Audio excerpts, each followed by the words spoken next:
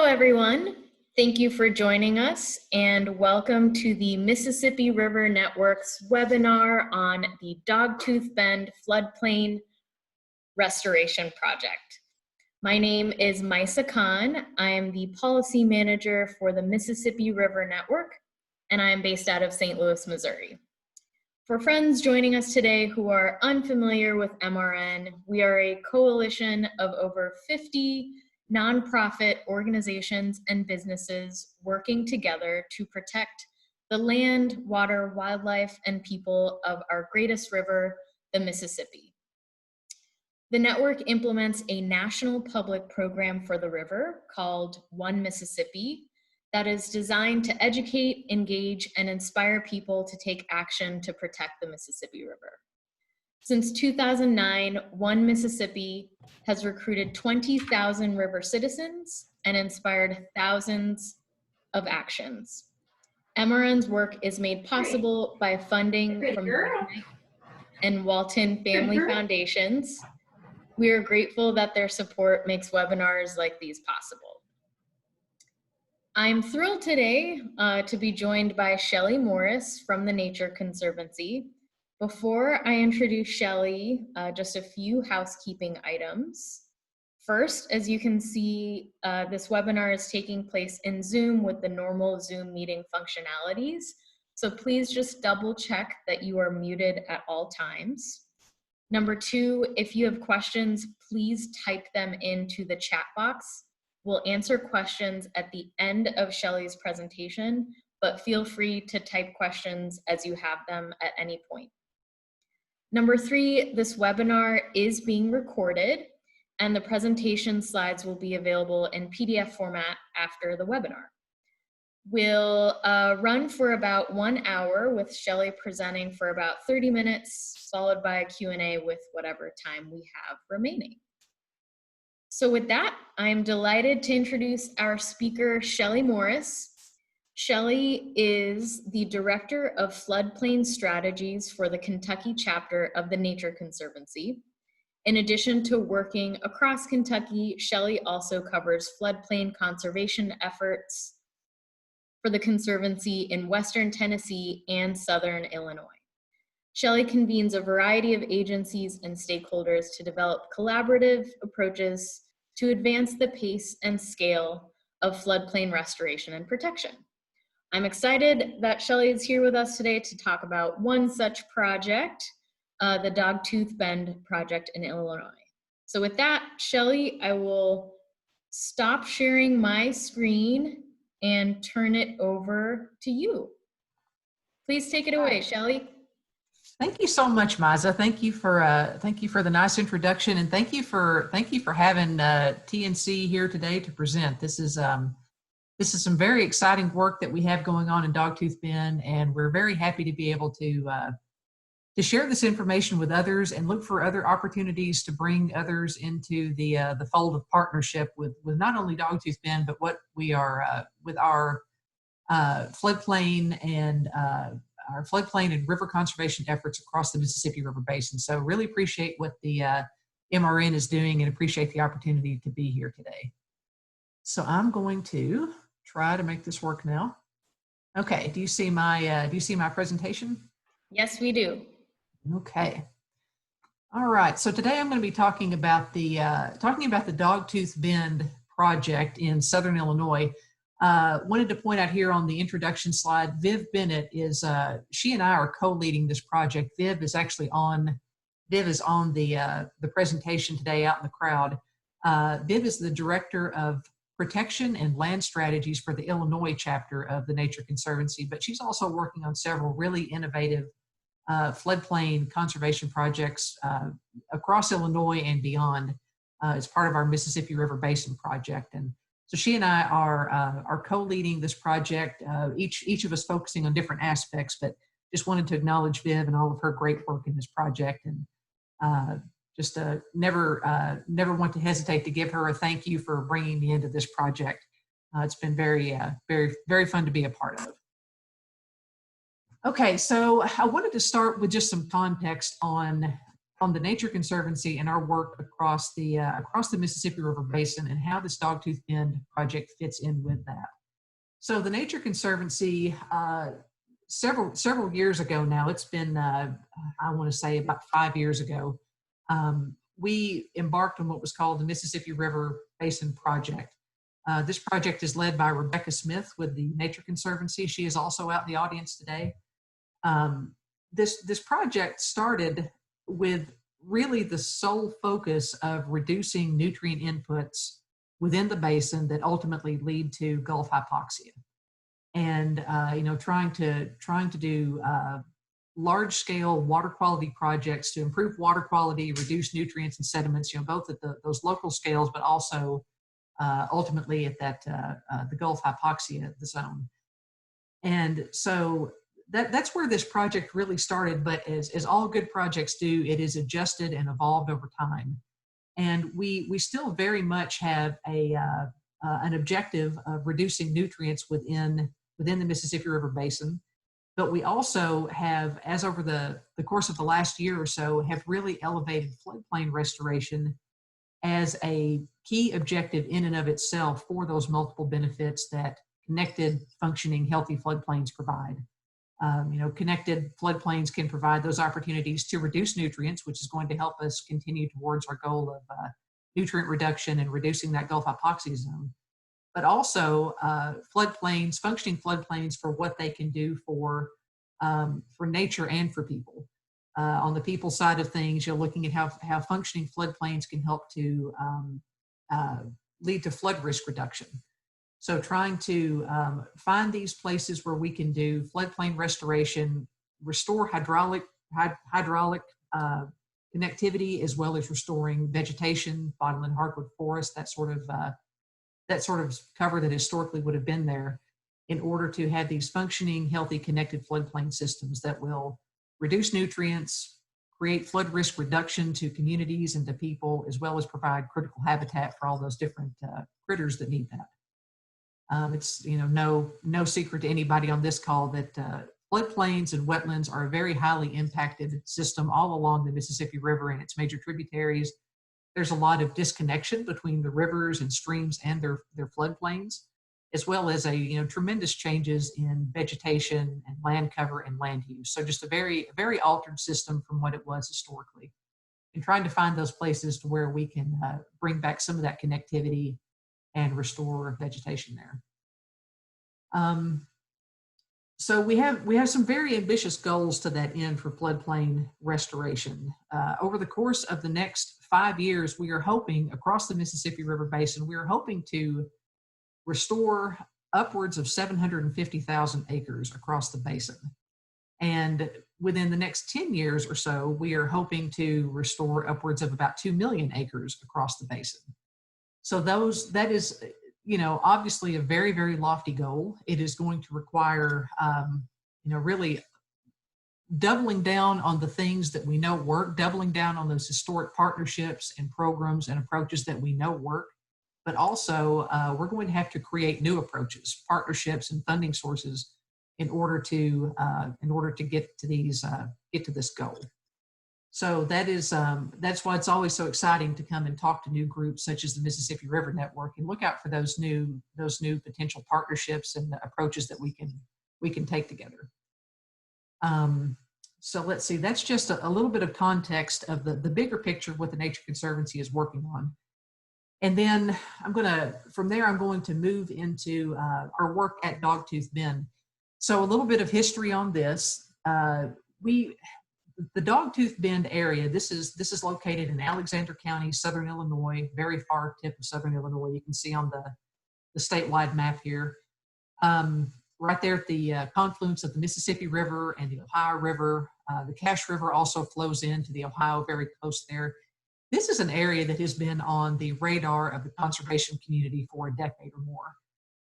Knowing that it is a very unique area because of where it lies within the geography of the Mississippi and Ohio rivers, but also because there have been a lot of other successful conservation projects there in this area through state and federal partners with the Shawnee National Forest, Cypress Creek National Wildlife Refuge there on the Cache River, and then also the Horseshoe Lake State Wildlife Management Area held by Illinois DNR.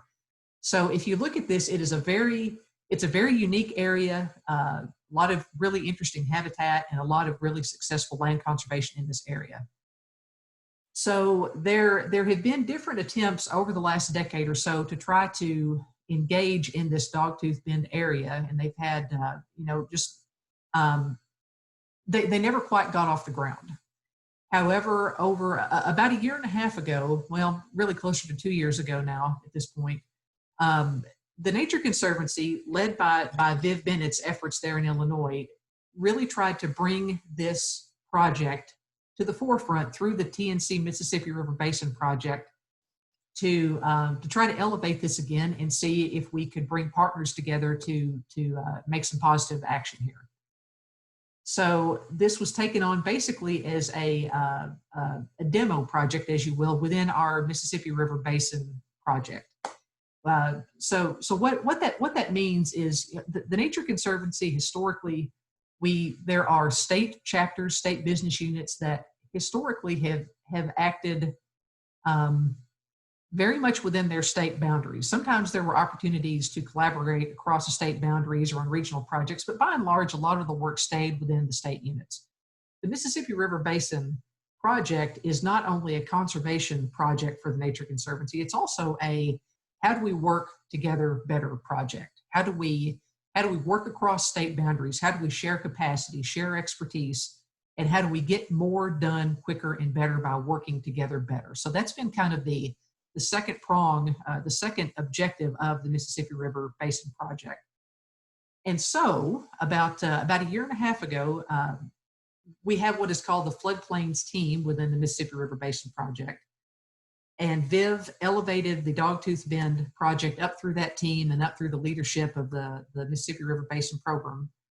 And said, we feel like there's a lot of enabling conditions that can help us to take another look at this, do things differently than we have in the past, and maybe have some positive change here. So at that time, Viv invited me to be a part of this project. I was also a member of the Floodplains team. And so we basically started doing a situation analysis, trying to gather up all of the partners, trying to look at what the issues were and where we might be able to engage. So the situation on the ground at Dogtooth Bend is that you have a very large drainage and levee district. It is a privately owned and privately maintained levee. It's not a federal levee. And it has been subjected to repetitive flooding over the years, but especially since 1993, it has just seen more and more flooding in this area. And especially since the major levee breach in 2016. In 2016, there was a mile-plus wide levee breach on the Lynn Small levee, which you can see denoted by that black hash line here. And so it basically, sharing my screen, I'm assuming you can see my cursor moving here. We always think of Dogtooth Bend as a foot, if you look at it on the map. And the breach was located right about here at the Achilles heel, is the way I like to think of it.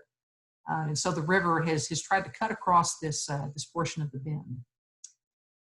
And so because of that, because of the repetitive flooding, because of the sediment deposition, it has been a huge impact to agriculture in this area, agriculture being the main land use in this Dogtooth Bend area.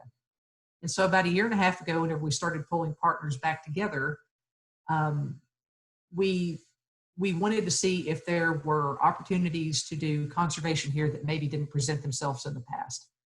Viv and I did a series of landowner listening sessions,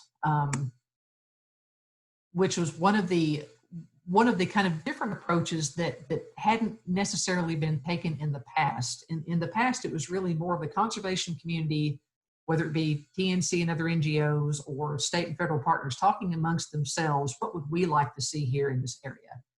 The approach that we took whenever we rebooted this project a little over a year ago was let's sit down and talk with the locals. Let's talk to the local farmers, the landowners, the community leaders, and talk to them about what they want.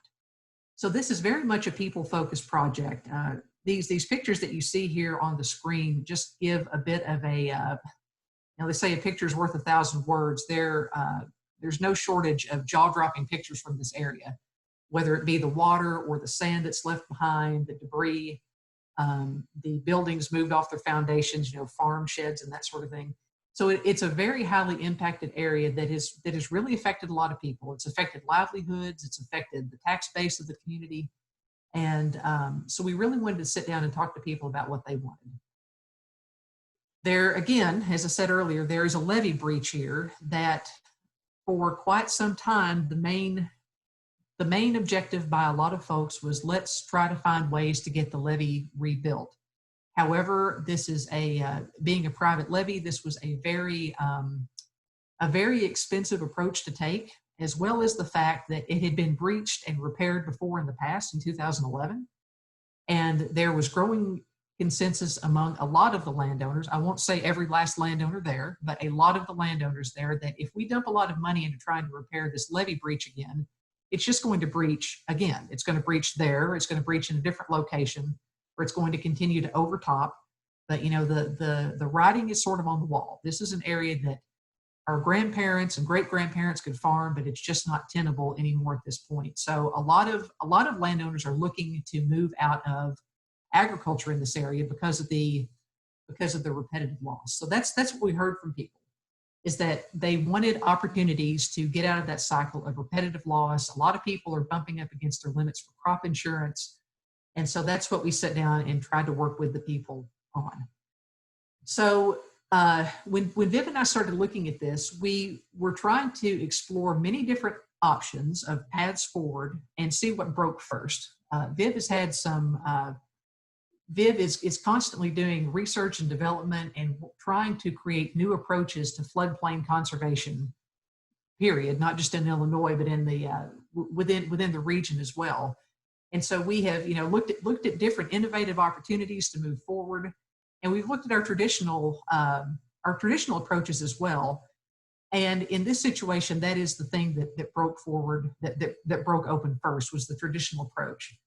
The traditional approach here being working with our NRCS partners, the Natural Resources Conservation Service, on wetland easements. So at the time that we came to the table a little over a year ago, there was already tremendous interest by landowners in the NRCS Wetland Reserve Easement Program.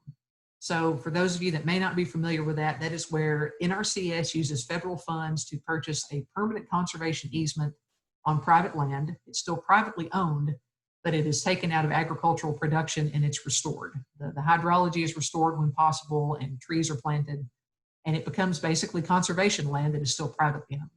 The landowner is compensated for the purchase of that easement. So there was a lot of interest by landowners to do this. Some people wanted to continue owning their land, but they no longer want to farm it. Some people want to, they want to leave the area. They want to leave the area. They don't even want to own the land, but they want, there thus far has not been an opportunity for other financial ways to buy people out at this point. So the NRCS money is what broke open first. Everybody knows that last year was a historic flood of record across the Mississippi River Basin, and Dogtooth Bend was especially hard hit.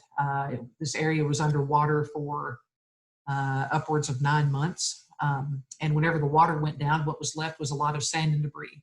So again, these are places that just, whether it's the water or whether it's the sand or whether it's the fact that the roads are blown out, it's just, it is very heavily impacted by flooding. Because of that flooding, NRCS was able to secure about $10.6 million in NRCS Emergency Watershed Protection Program floodplain easements. So if you see the alphabet soup of acronyms on this slide, that's what the EWPP-FPE stands for. So those are federal dollars that are funneled through NRCS to purchase these conservation easements from landowners on a voluntary basis. The $10.6 million will work out to about 2,600 acres that they can purchase easements on. At the same time that this money was coming into play, about 1 year ago, TNC, working with NRCS, decided to put together a Wetland Reserve Enhancement Partnership, or WREP. We refer to it as the REP.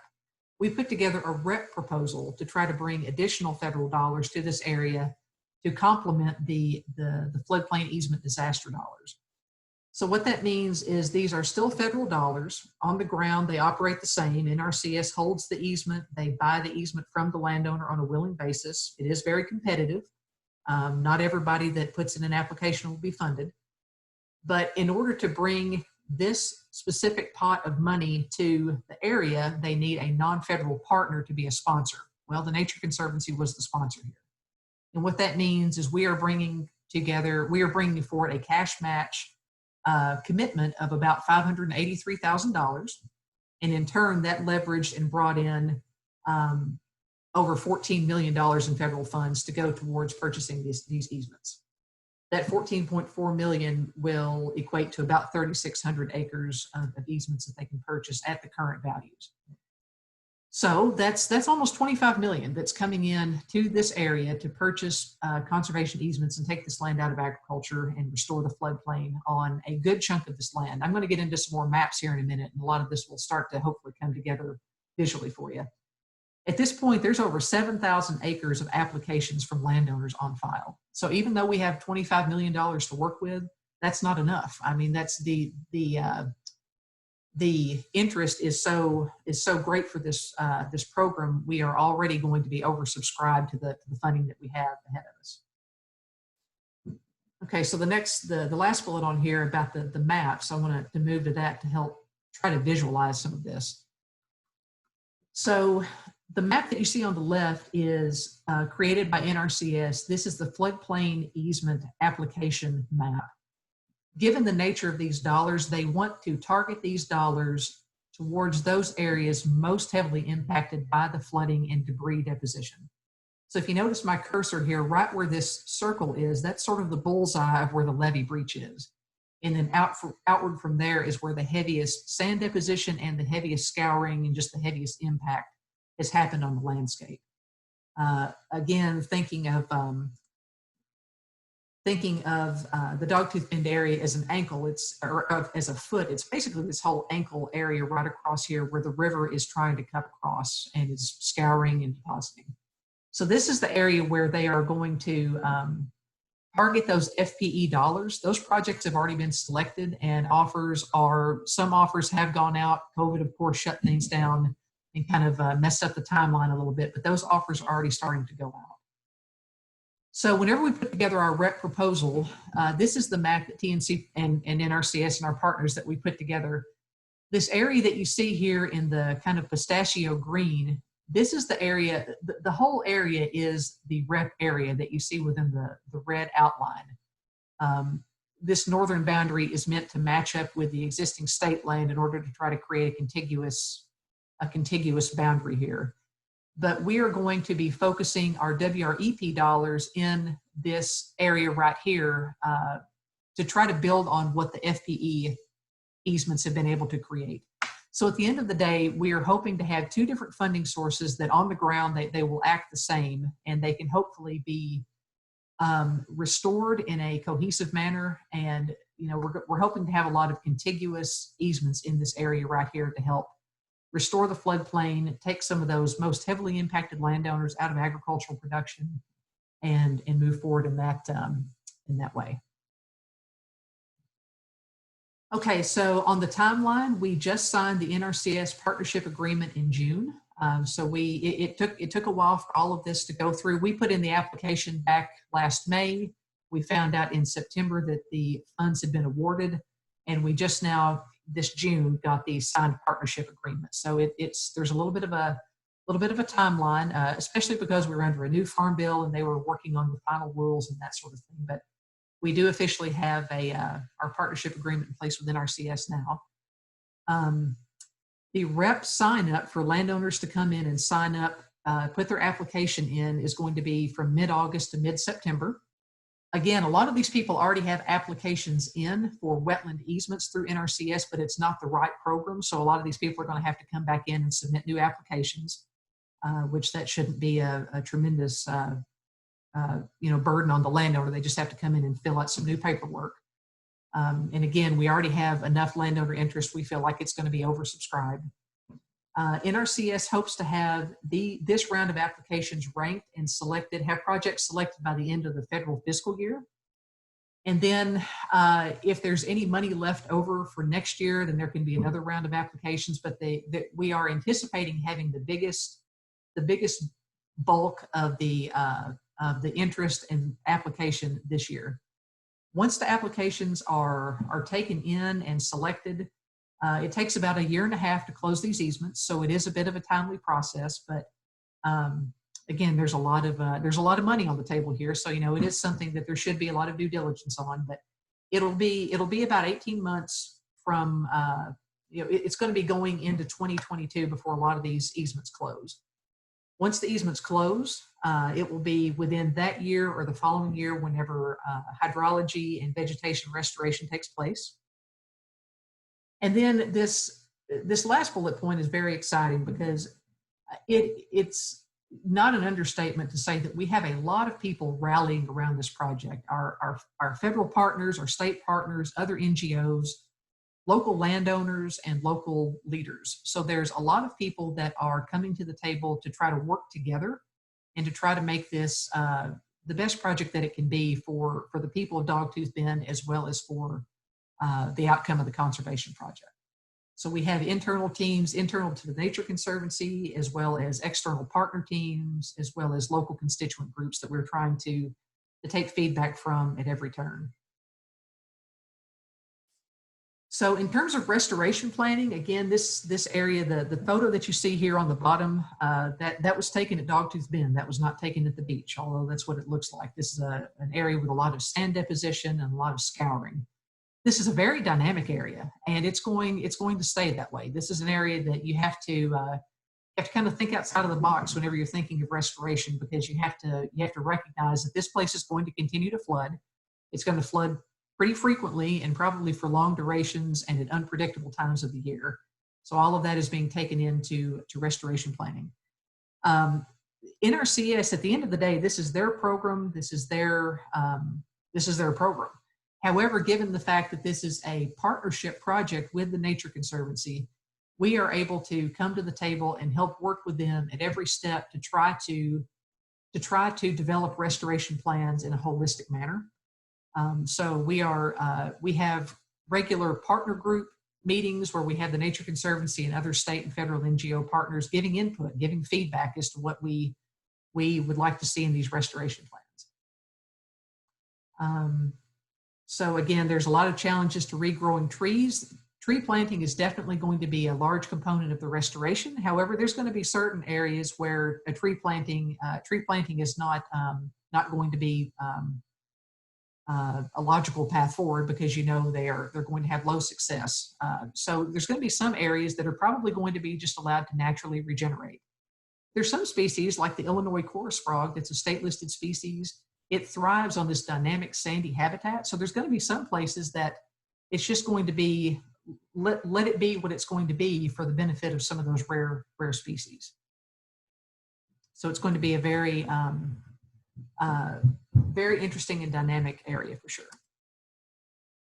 Some of the desired restoration outcomes, again, we're going to be doing a lot of bottomland hardwood forest and floodplain restoration.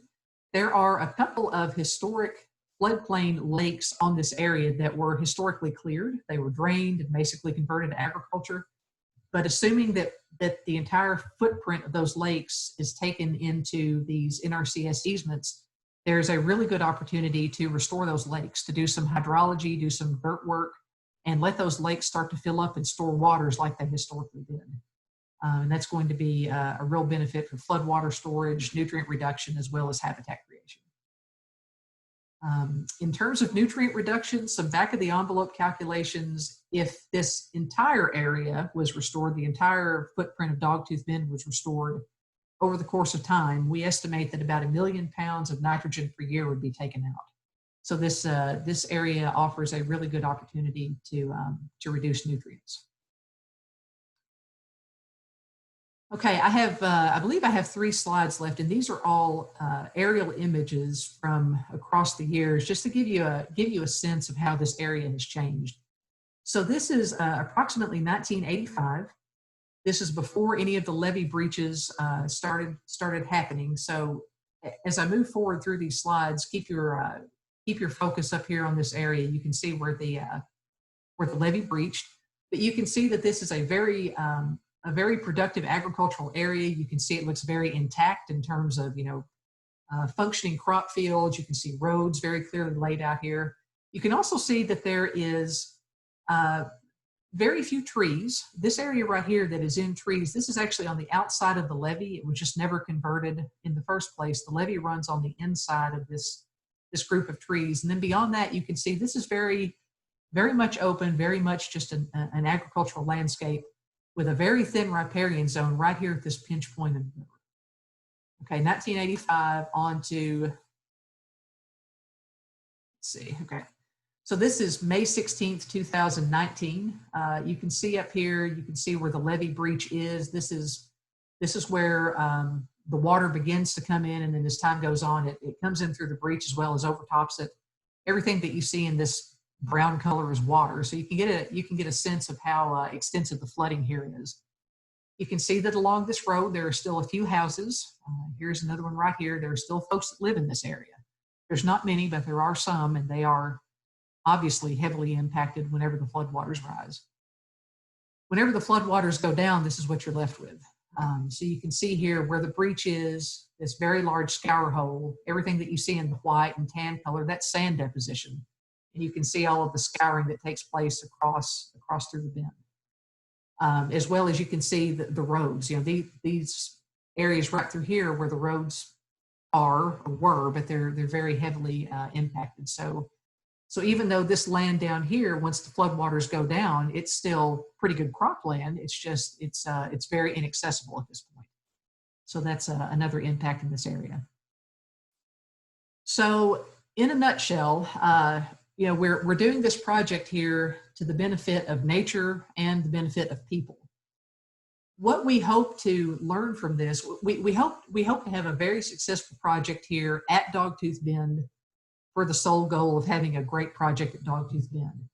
However, in addition to that, we're looking at this as a way to learn and look for approaches and paths forward that can be replicable to other areas like Dogtooth Bend across the Mississippi River Basin. That is becoming the theme these days, that places and situations like this they're becoming very common. I mean, the flooding along the main stem Mississippi River and its major tributaries, it's becoming, due to climate change, due to development in the watershed, these flooding events are becoming much more common, longer duration, and less predictable in their timing of the year. So again, I'm stating the obvious to this group, but if we are going to have success in addressing flooding and flood impacts across the Mississippi River Basin, we are going to have to find new ways to do the work that we do. Collectively, all of us, the NGOs, the state folks, the federal folks. And so we are hoping to use this as a way to learn lessons, to find ways to replicate good, productive outcomes to other places in the basin. And one thing that we really do want to focus on, not just the funding pots and the partnerships, but really trying to walk with the landowners from the very beginning and listen to them. People that did not want any conversation about land use change 5, 10, 15 years ago, they are now very eager for opportunities to get out of the cycle of repetitive crop loss or community impacts from flooding. The game is changing. And again, I'm stating the obvious to this group, but the game is changing, and we have the opportunity to have conversations and to do things now that we didn't have a decade ago. And so how can we work with landowners, work with communities, work with our partners to find the best paths forward for nature and for people in landscapes like this along the Mississippi River and its tributaries? So that is the last slide that I have. I'm happy to pick an image here and leave up for some reference if we want to do that, or mine's just however you'd like to go to the next part. Yeah, thank you so much, Shelly. We have a couple of questions coming into the chat box, so I'll just remind folks who are with us, if you have any questions for Shelly, please go ahead and type them into the chat box now. And Shelly, I'll just kick things off as folks are typing in their questions. Could you talk a little bit more about your local listening sessions? How did you advertise those? How many were there? And I'm also curious, you said most of the landowners in the area were ready to get out of this cycle, but did you have any holdouts, and how did you work with those landowners? That's a really good question, and that's that's been one of the most eye-opening things for Viv and I'll say, being able to literally sit down at the local diner and spend time with these folks. So the way that we started these listening sessions, we have starting really good relationships with our local folks, with our local NRCS folks, as well as some of the we have one local connection that is he's actually an ex-TNC employee from quite a while ago. He is a local landowner. He's on the Soil and Water Conservation District Board. He knows everybody, the families from that area. So he was really able to open doors to us and have those conversations to say it would be really helpful if you talk to this person and that person and that person. There's your first 3 assignments. Go talk to those people. They can tell you a lot of what you want to know. So that's what we did. And these are, to be clear, these are not people that are jumping up and down with excitement at the thought of converting their agricultural land to a conservation easement. I want to be clear about that. But they are also people that have said, you know what, we have watched this for many years. The levee breach was sort of the nail in the coffin, if I can put it that way. That these are people that say the river is different now. The river acts differently. The weather acts differently. It was really interesting to basically hear people sit down and talk about climate change without ever saying the words climate change. Keeping in mind of where we are in the country here. This is a very, very rural setting. These are folks that you don't typically sit down and have a climate change discussion with, but this is exactly what happened. The river acts differently. It's unpredictable. It rains too much. It rains at the wrong time of year. We have more water than we've ever had. My father, my grandfather, my great-grandfather didn't have the situation that we're dealing with now. And so they basically saw the writing on the wall. And so those were some of the people that we started out with to say, okay, this is the problem. What do you want from us? What can the Nature Conservancy do to help you? How can we convene people? What are you open to? What are you not open to? So those are some of the discussions that we started out with first. We have not had any big town hall meeting. We have basically done a lot of one-on-one meetings. So that's kind of on that side of the spectrum. In terms of holdouts, there are definitely holdouts. There are some people that, and trying to put ourselves in their shoes and think about the generational change that they're being faced with, the amount of time that they or their family have been on this land. I can't even imagine. I mean, these are really difficult conversations and difficult decisions to make. So there are some people that do still believe if you just go fix the levee, everything will be fine. Life can go back to the way it was 20 years ago. That's what we need to do. But I will say, based on our input, based on talking to people, and based on what we see as the interest in these easement programs, I will say that those people seem to be in the minority here. So it's a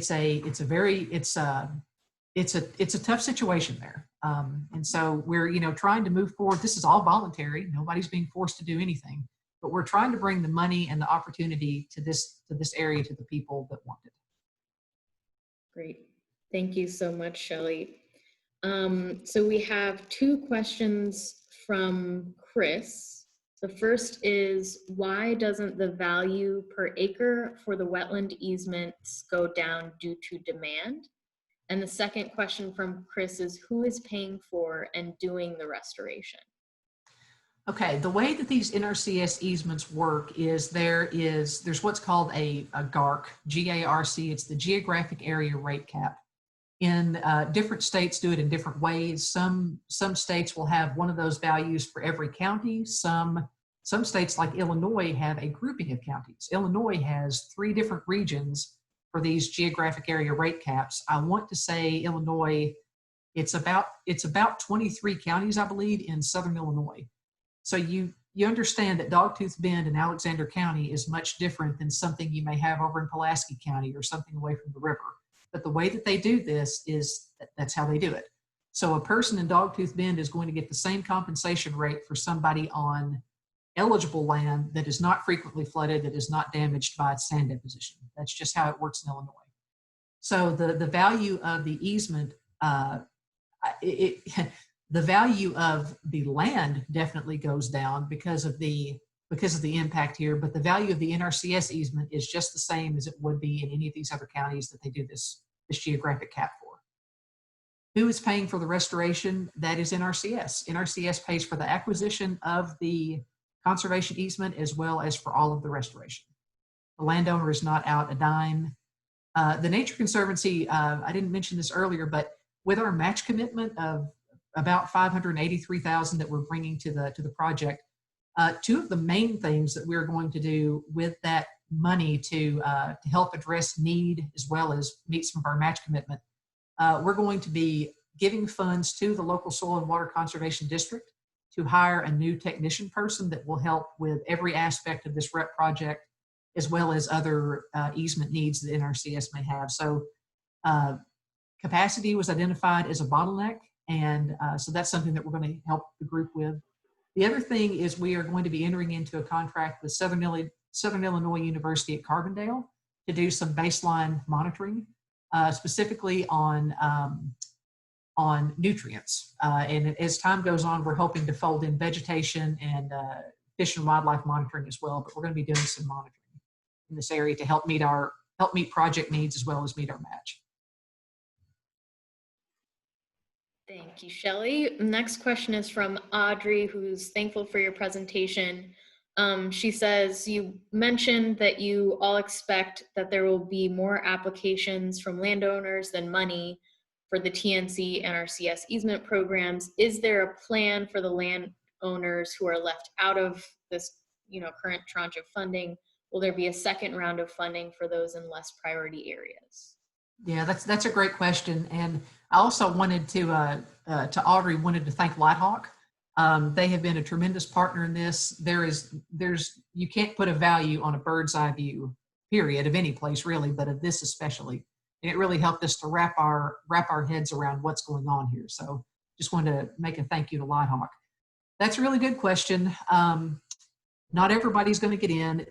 We have a whole lot of money ahead of us, but we also have a lot of interest. So the people that don't get selected this go around, they will be deferred to next year. They'll have another opportunity to apply. There is a chance that outside of the WREP funding, which is a specific pot of money for this specific geography, the state of Illinois will still continue to get wetland reserve easement dollars allocated to them. So that would be another option that they could apply for those funds. There potentially could be another opportunity to apply for more REP funds a few years down the road. The thing that we are already trying to look around the corner at is the fact that there are county acreage caps for the number of farm acres, the number of agricultural acres that can be enrolled into these programs. And that is something that we may very well start bumping up against for Alexander County because of this Dogtooth Bend project. But that being the case, I think we are doing these NRCS easements as our first pass at action here. But as time goes on, we're hoping to be able to find other paths forward for people that either don't want to go into these easements or can't get into the easements, whether that be developing new markets so people can have other sources of income that don't include farming. Working with other partners for other potential land acquisition funds, paths forward. So my point being, we're going to just keep trying to chip away at this as time goes on to keep bringing opportunities to people for conservation here. Great, thank you. The next question, how does this project affect the New Madrid floodplain? That's a really good question. I can't answer that specifically other than to say anytime you're reconnecting floodplains, it's going to have an impact on the floodplains downstream of it. So that's a fairly generic answer, but I can say that this project was not initiated as a flood storage project. And, you know, that is something that we are very sensitive to at this point, given the nature of this place and the impacts, the levee breach and everything with the landowners. And so this is, you know, I think it's something that we recognize will happen as a result of this project, but that is not a primary objective or a driver of what we're doing here. But yes, I mean, if floodwaters are able to be stored here, it will take pressure off of the river and floodplains downstream. And Shelly, your colleague Rebecca shared with the group the TNC floodplain prioritization tool. So I just wanted to hold some space in case you wanted to speak to that tool that is out there for folks. And also a question related to the tool that's come up is, does the floodplain tool work across the country? Yes, thank you, Rebecca, for putting that up there. The floodplain prioritization tool just came out this past year. It is an excellent tool for people to use. It's quite user-friendly. If you follow this link here in the chat box, not only will it take you to the tool, but it'll also take you to some background context information, a how-to video. Basically can get you off and running with the tool. So again, knowing that dollars and capacity and time are limited, this is a tool that looks at a variety of different inputs to help us prioritize where we work. It's based on two of the biggest factors that are considered in the tool is nutrient inputs and the ability to reduce those nutrients if certain areas were conserved or restored. And also, where are the biggest opportunities for asset protection and flood risk reduction to communities? So definitely encourage folks to go take a look at that. And it's a very, very helpful tool. What was the second part of the question? Can the tool be used across the country? So it can be used across most of the Mississippi River Basin. If you go in and look at the tool, you'll notice that it's not 100% of the Mississippi River Basin. I believe it's about 80% at this point of more of the interior of the basin. But yes, it can be used across most of the Mississippi River Basin. Thank you, Shelly. Okay, I'm tracking two more questions. So the first is, your estimates of getting about 7,000 acres under easement and restoration is positively fantastic. That being said, can an area of less than 12 square miles have an impact significant enough to make it a great area for this to be a usable example for the future? How can impacts be measured? Oh, that's really good. That's a really, really good question. So, you know, it's whenever we focus in on Dogtooth Bend and we look at, holy cow, there's, 7,000 acres of applications and this many landowners and this much money, and it seems like such a tremendous amount. Whenever you zoom out to the Mississippi River Basin scale and you think about the impacts and the need, it's frankly overwhelming. I mean, whenever we look at the acreage objective goals that we, the Nature Conservancy, have that are science-based, and it's really overwhelming. So I guess the way I would answer that question is, this project, if done well and done right and it's successful, which we're optimistic that it will be, it's going to be a great win for these people here at Dogtooth Bend, and it's going to do some great things for locally for water quality, nutrient reduction, wildlife habitat. So it's going to be a really good project locally. But then the challenge is, how do you put Dogtooth Bends all over the Mississippi River Basin, where there is landowner interest, where there are enabling conditions, funding, partnerships? That is the challenge. It's a challenge for all of us, because as big as this seems, you need 200 more of these, or I don't know, I'm just throwing that number out there, across the Mississippi River Basin. Now, in terms of how do you measure results, I'd say we're going to measure our results here based on on science, what the science can show us through our monitoring of nutrient reduction, water quality, wildlife impact. And we're also going to measure our success based on the landowners and based on how, if they can come out of this and say, you know what, I made the right choice. This was a good opportunity and I took it. This was a good choice. And now I'm willing to go talk to my neighbor. I'm willing to do a little video that might be shown to somebody in a different state, you know, on behalf of one farmer to another farmer. That's what we're really hoping to happen here, is to have people see that sometimes conservation is the best path forward in some of these places. Places that historically were great for farming, or they were great for a city or a community, now, because the game has changed, maybe they aren't anymore. And maybe there's a different path forward where you can adapt to the current situation and it not be seen as a total loss. Now, granted, you know, we want these people to feel fully financially taken out of the situation, but we want them to be able to feel like it's been a win and that they can go tell it to other folks. So that'll be a big measure of success for us also. That's great. And the final question for you, Shelly, is, do the Corps of Engineers have any hands in this project? The Corps of Engineers is part of the external partners group. We coordinate with them pretty frequently because they're, you know, there is, given their objective of maintaining the navigable river channel, and this place, you know, if you're looking at this this image that's up here right now, you can see what the river is trying to do here. The river is trying to cut across the bend.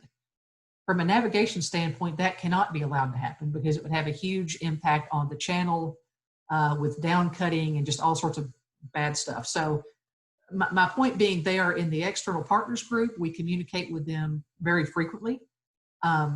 There is still some question as to what they feel like they will need to do in this area. At this time, rebuilding the levee does not seem to be on the table for a variety of reasons, cost benefit being one of them. But yes, they are a partner in this, and we are communicating with them pretty frequently. Fantastic. Well, Shelly, thank you so much for joining us today. And thank you to all of you for participating and asking some great questions. We'll circulate Shelly's presentation via email, and we'll be sure to follow up about where you can access the recording of this webinar and Shelly's slides when we have that all up. So thank you for joining us today, and we'll see you all next time. Thank you all very much. Thank you, Miza. Thank you, Shelly. Bye-bye.